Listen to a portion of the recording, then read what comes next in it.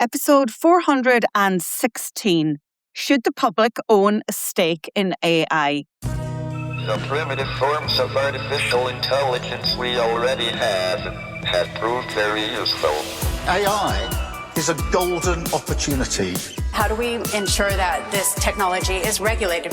The long arc of technological history is now in an extraordinary new phase.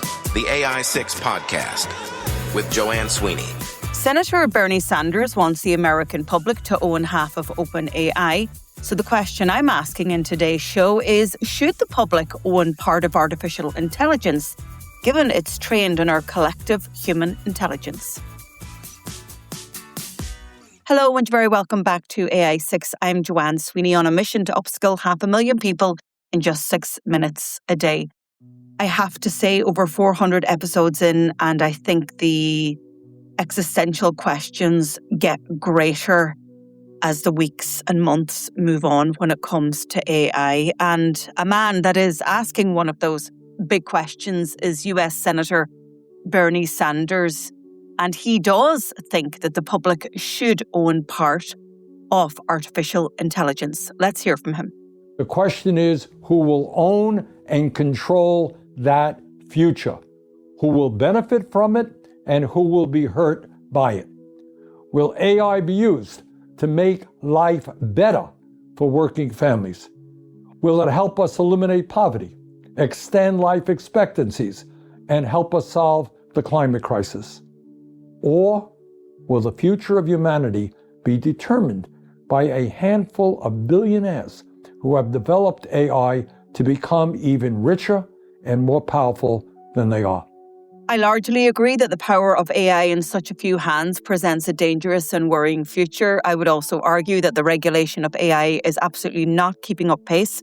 And so the big question is, how do we expand that power beyond owners and stakeholders, builders and bankers who are funding the industry?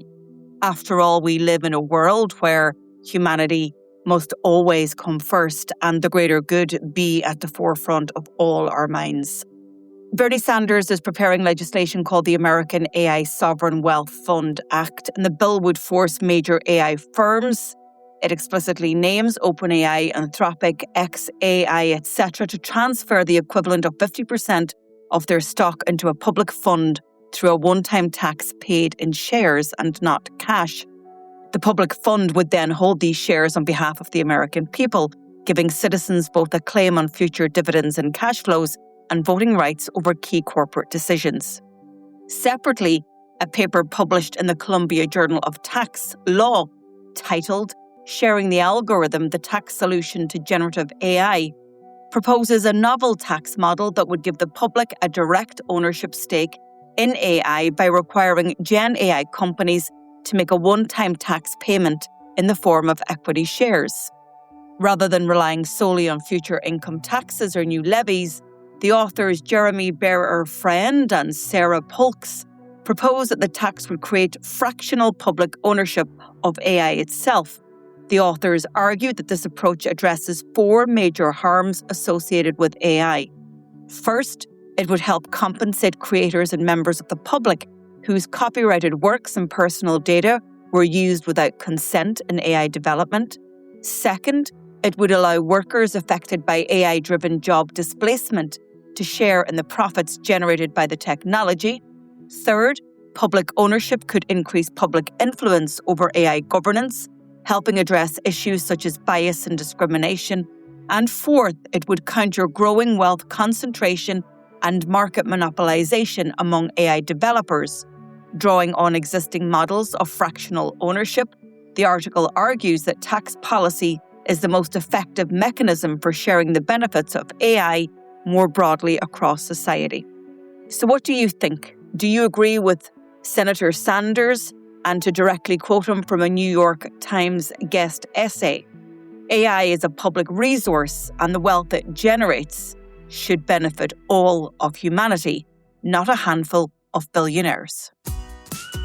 That's it for today's show. If you're ready to turn these insights into skills, here's how I can help. Get your copy of my book, AI Playbook, on Amazon. It's the perfect companion to the show. For weekly AI strategy, subscribe to my newsletter, Human in the Loop, on LinkedIn.